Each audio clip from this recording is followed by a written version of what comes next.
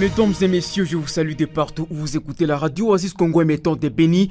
Il est temps pour nous de vous informer, restez branchés.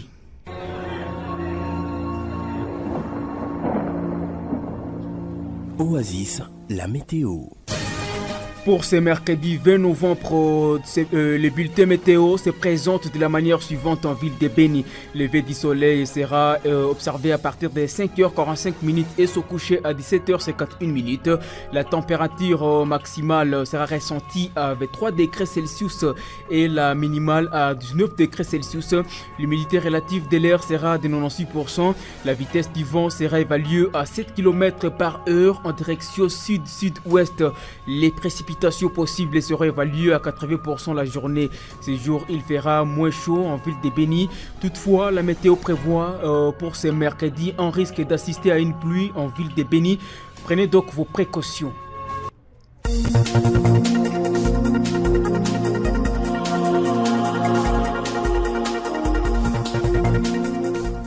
Au sommaire de cette édition des formations, le mouvement citoyen lutte pour les changements, l'Oucha section de Beni annonce des manifestations pacifiques dans ce mercredi pour décourager la modification ou la révision constitutionnelle qui bat son plein en RDC. Vous aurez plus de précisions tout à l'heure dans ce radio-journal.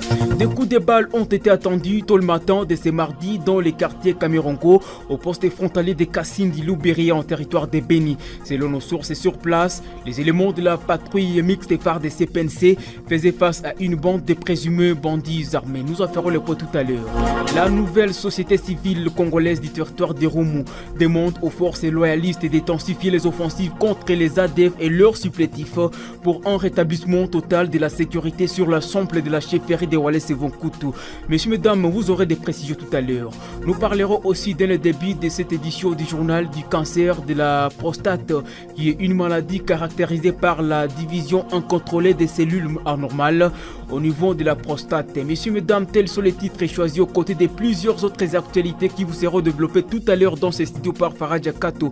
Pendant que Espoir Adieu assure la prise des sons et la mise en onde. Bienvenue aux détails et bonnes conditions d'écoute. Jeune, ton avenir est plein d'espoir. Mais une seconde de plaisir sexuel peut le gâcher à jamais. Sois sage. Je le disais tout à l'heure, le cancer de la prostate est une maladie préoccupante caractérisée par la division incontrôlée des cellules anormales au niveau de la prostate. Plusieurs facteurs des risques sont associés à cette maladie, tels que les antécédents familiaux, l'âge avancé, l'exposition au rayonnement électromagnétique, la consommation excessive d'alcool et le tabagisme. Dans un entretien accordé à la radio Oasis Congo, c'est mardi 19 novembre, le docteur Derrick Kakonde Mwamba, médecin traitant à l'hôpital militaire des garnisons de Beni, a recommandé aux personnes d'avoir une alimentation saine, d'éviter le tabac, d'effectuer des contrôles réguliers de leur état de santé. Nous vous proposons de l'écouter au micro de Djouria Mireille. Le cancer de la prostate est causé par plusieurs. Nous avons d'abord les antécédents familiaux. Parce que lorsque dans la famille, il y a ces problèmes de cancer-là, les autres peuvent aussi en avoir. Facteurs ethniques, il y a l'âge avancé, il y a l'exposition au rayonnement électromagnétique. Il y a aussi exposition aux substances nocives. Il y a la consommation exagérée de l'alcool et la consommation du tabac. Il y a aussi l'alimentation non équilibrée. Et la grande conséquence est que ce cancer ne va pas se limiter seulement au niveau de la prostate. En évoluant, il va atteindre d'autres organes, ce que nous appelons en médecine la métastase. Comment je peux dire, les conseils que nous donnons, c'est égard aux causes de ce que nous avons dit. C'est qu'il faut avoir une alimentation équilibrée, il faut éviter de s'exposer aux substances nocives et au rayonnement électromagnétique. Il faut éviter de consommer le tabac. Et puis, ce qui est très, il faut faire un contrôle régulier de la prostate pour voir comment elle est en train d'évoluer. Parce que le cancer ne commence pas directement. Non, il y a les étapes que ça doit suivre pour arriver à un cancer. On va dénicher la maladie très tôt et en ce moment-là, la prise en charge sera aussi très tôt et ça sera une bonne chose. Un bon entretien des toilettes permet de prévenir de nombreuses épidémies telles que la diarrhée, le choléra et d'autres maladies. C'est ce qu'ont affirmé plusieurs parents lors d'un entretien accordé à la radio Oasis Congo. C'est mardi 19 novembre 2024 à l'occasion de la journée mondiale des toilettes. Il recommande à toute la population d'adopter des bonnes pratiques d'hygiène des toilettes pour garantir une santé familiale optimale. Nous vous proposons de les écouter dans ces Vox Pop réalisés par Sixte Kalumendo. Nous entretenons nos toilettes pour éviter plusieurs maladies telles que la diarrhée, le choléra et autres maladies. L'entretien de nos toilettes est toujours important et surtout pour nous les parents qui gardons nos affaires. Pendant l'entretien, pour nous qui n'avons pas de moyens, nous pouvons utiliser de la cendre. Pour ceux qui ont plus de moyens, peuvent utiliser les produits pour éliminer les odeurs. Le manque du genre de toilettes contamine plusieurs personnes et vous pousse à dépasser beaucoup d'argent à l'hôpital. Il faut que nos toilettes soient toujours propres. Quand vous entrez dans la toilette, rassurez-vous qu'il n'y a pas d'odeur. La toilette doit toujours avoir une porte car c'est un lieu de réflexion et on doit faire ses besoins en toute sécurité. La toilette qui n'est pas propre contamine toujours la population. La campagne contre la modification ou la révision constitutionnelle bat son plein en RDC. Après l'opposition et l'église catholique, c'est le tour du mouvement citoyen Lutte pour les changements Lucha de s'opposer fermement à tout projet visant à modifier cette loi fondamentale. Dans une déclaration rendue publique ce mardi 19 novembre 2024 en ville de Beni, la Lucha a rappelé avec force que la constitution ne se modifie pas au service des ambitions personnelles. Ces mouvements citoyens annoncent des manifestations pacifiques pour décourager cette pratique. Voici l'extrait de la déclaration au micro de notre confrère Diebo Mouenze. La Constitution ne se modifie pas au service des ambitions personnelles, elle se respecte et s'applique. La Lucha exprime sa ferme opposition aux manœuvres sournoises du président de la République Félix Tshisekedi et son parti politique de vouloir modifier la Constitution dans l'objectif de se maintenir au pouvoir au-delà des 2 mandats. Nous veillerons à ce que quand vous quittiez le pouvoir, au plus tard à 2028, au terme de votre second et dernier mandat. Toute tentative pour vous éterniser au pouvoir par des veillettes et des modifications constitutionnelles sera farouchement combattu. Conformément à l'article 64 de la Constitution, la Lucha déclare par ses communiqués une offensive démocratique et populaire pour la défense de la Constitution. À partir de ce mercredi 20 novembre 2024, nous organisons une série de manifestations citoyennes implacables sur l'ensemble du territoire national pour faire échec à toutes les manœuvres du pouvoir à place. Une sensibilisation sans relâche débutera ce jour dans chaque province, ville, territoire, commune, village, quartier et avenue pour dire non au changement ou modification de la Constitution. Nos actions seront d'une intensité extrême, mais demeureront pacifiques conformément à nos valeurs imprincipielles. À toutes les organisations de la société civile, toutes tendances confondues, pour rejoindre cette lutte patriotique et historique.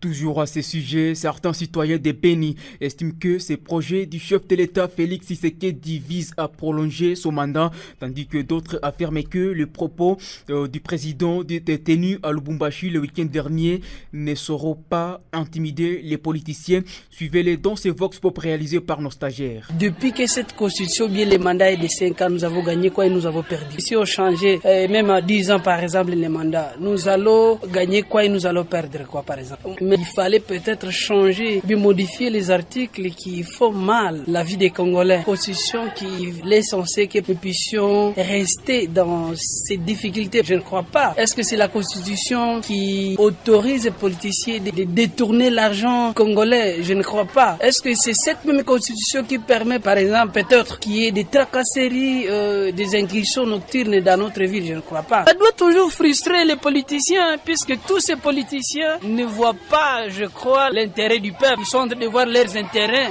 Personnellement, je trouve que c'est une chose sur quoi on devait passer à la dernière fois, vu qu'on a des problèmes plus importants qu'on devait régler dans les moments dont on est en train de traverser. Personnellement, même avant de prendre la décision d'obliger les gens de changer la constitution sur quoi que ce soit, prendre l'idée de son gouvernement et des personnes qui l'ont soutenu, sachant qu'il n'est pas lui-même congolais et que les Congos c'est nous tous, il est seulement là pour appuyer ce que nous on veut et non nous imposer ce qu'il veut. Voilà même le vrai sens de la démocratie.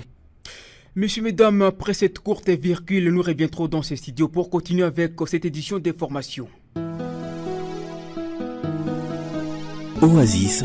Vous informer, vous éduquer et vous divertir, tel est notre devoir sacré. Oasis. Les réalités de votre quotidien. Je le disais en titre, des échanges de tirs ont eu lieu entre les éléments de la patrouille mixte FARDC PNC et certains bandits armés. C'est mardi 19 novembre 2024 dans les quartiers Kamironko, au poste frontalier de Kasindi-Lubiri en secteur Rwenzori, en territoire de Beni. Selon les sources sécuritaires sur place, des bandits armés ont tenté de faire une incursion dans la résidence d'un habitant avant d'être stoppés net par les éléments de l'ordre.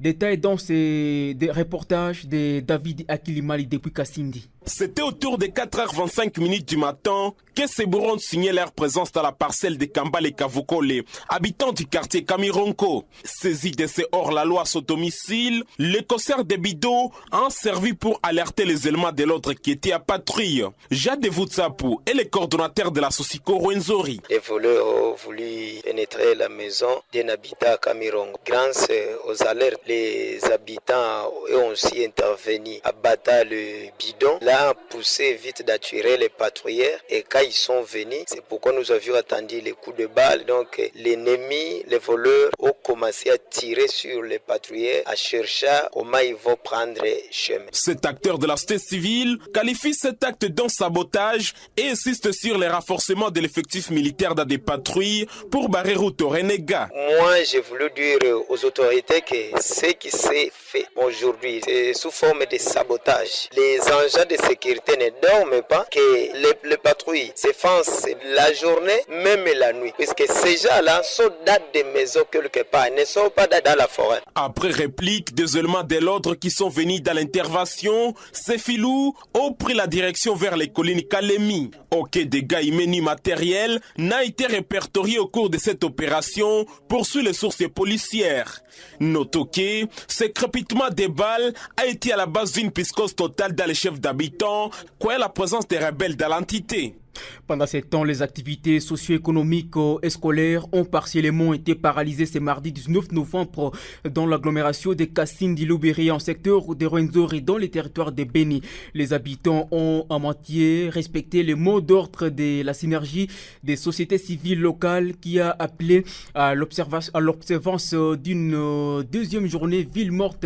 C'est mardi 19 novembre, jour du marché transfrontalier dans cette agglomération. Cette synergie des sociétés civiles dénonce pour la énième fois la recrudescence de la criminalité est devenue monnaie courante. Baraka Bauma nous en dit plus. Au centre commercial de Kasindi, les portes de magasins, boutiques, stations, services et officines pharmaceutiques sont soit fermées, soit semi-ouvertes. Les étals du marché central sont vides. Seul le secteur des transports ne connaît aucune perturbation. Les motards vont librement à leurs occupations. Même situation vécue au marché transfrontalier de bananes plantées situé dans les quartiers Konkoya-Sika et au petit marché du quartier Mwankaza, habituellement appelé Kisoko. Tout comme les lentilles, les établissements scolaires sont restés déserts à longueur de la journée. Visiblement, la population a répondu partiellement à l'appel de la synergie des sociétés civiles pour une nouvelle journée de grève contre la criminalité observée dans la région, mais aussi exigé le départ du premier sergent-major Kibonke Losako, affecté à l'auditorat militaire détachement de Kassindi, accusé par ses structures citoyennes d'être complice d'un certain cas d'insécurité. Dans différents quartiers qui composent cette entité frontalière, 70 cas d'incursion ont été notifiés depuis septembre dernier. C'est désolé ces structures citoyennes lors de la présentation de leur mémorandum l'année dernière à l'autorité locale. C'est tard dans la soirée de ce mardi que les organisateurs de cette série de 2 journées villes mortes décident finalement de suspendre leur mouvement, selon suite aux incidences des autorités face à leurs revendications. Une décision prise après une assemblée évaluative. Le délégué par sa bouche, recommandé par l'administrateur du territoire, nous ont promis qu'à partir du vendredi, le capitaine sera déjà ici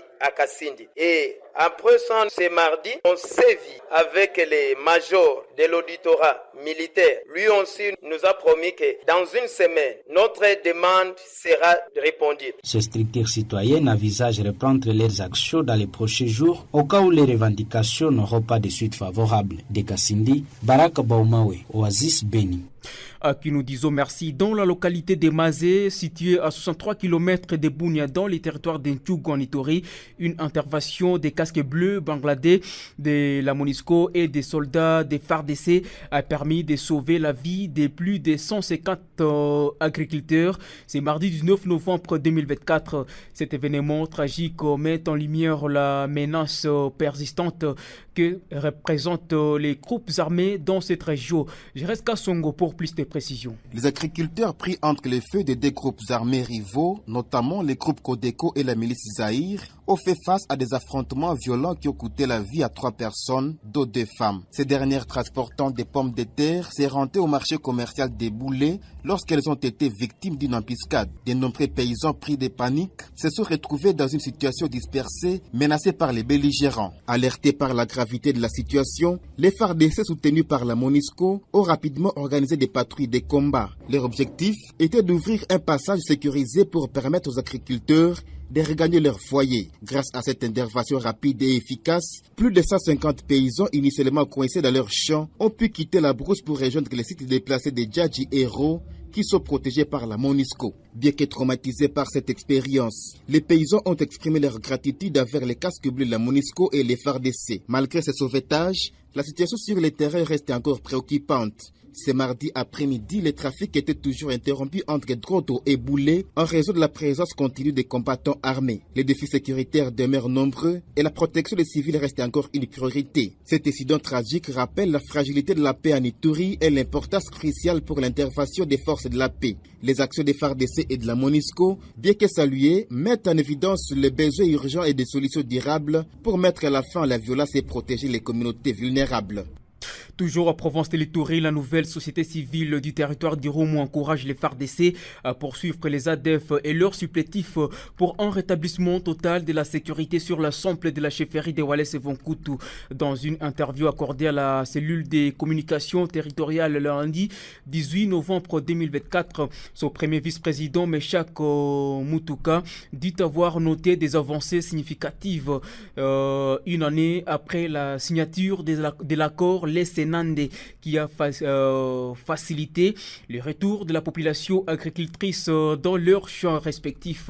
Cependant, cet acteur de la nouvelle société civile exhorte les 2 communautés à prêter main forte aux forces loyalistes pour mettre fin aux antivaleurs des islamistes ADF. Écoutons Meshak Mutuka dans cet élément sonore. Nous sommes tous témoins et palpons du doigt les avancées du dialogue qui avaient mis sur une même table les 2 communautés dans l'objectif de régler certaines différends qui avaient occasionné une méfiance entre les membres de ces 2 communautés. L'accord signé par ces 2 communautés a facilité à ces 2 communautés de reprendre une bonne vie et à cohabiter ensemble et l'envie un biais repris dans la chefferie de Wallace Vonkutu, plus précisément dans le groupement Bokucho, Bandiangu et Bandiamoussou et la chefferie de Bansili. Encourageons à cette bonne volonté de ces 2 communautés, mais aussi aux leaders de Chinyatuna qui ont facilité le retour des populations civiles dans leur village où les activités champêtres se déroulent bel et bien. Néanmoins, la menace qui perdure un seul de ces ADF, nous, la nouvelle société civile, proposons aux autorités militaires FARDC de poursuivre l'ennemi ADF et de penser à l'offensive, d'aller vers l'ennemi et aux membres de ces 2 communautés, laisse Enand de bien collaborer avec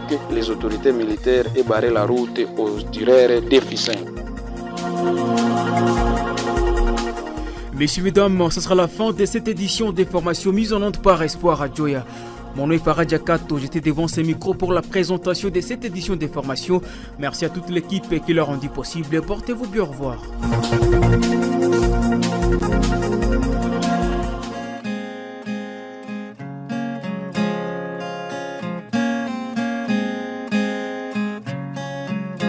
Les déchets utiles de la grande entreprise dans la cité du Haut-Plateau, une cité victime de tous les maux. C'est une grande cité située au nord-est du royaume de Laba. Elle est pleine de producteurs agricoles qui s'impliquent aussi dans l'élevage.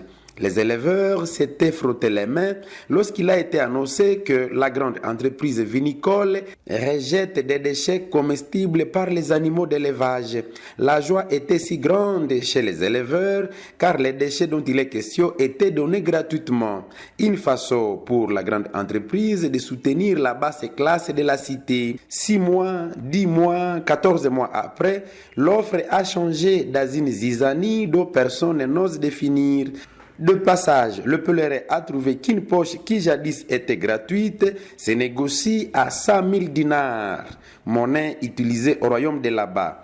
La valeur des 100 000 dinars, c'est 4 poches de ciment, dans mon pays d'origine évidemment, la République paisible d'Oasis. Très regardant, le pèlerin a voulu savoir le pourquoi de la vente des déchets destinés aux éleveurs à titre gratuit. Personne et alors personne n'a su répondre à la question. Le manager lui-même de la grande entreprise connaît que c'est désormais vendu, mais fait comme s'il n'en sait rien. Le chef de cité sait très bien que ces déchets sont une gratification de l'entreprise, mais on croirait qu'il n'en sait rien.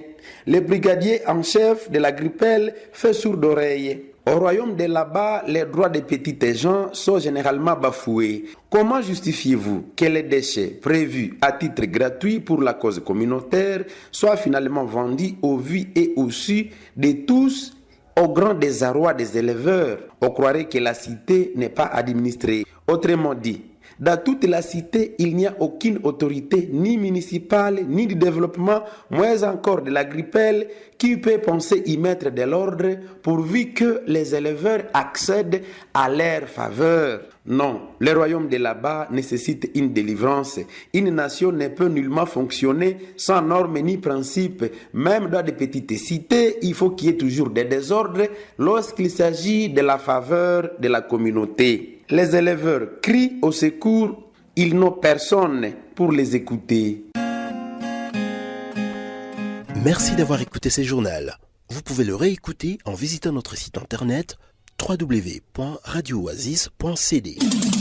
Jeune, ton avenir est plein d'espoir. Mais une seconde de plaisir sexuel peut le gâcher à jamais. Sois sage.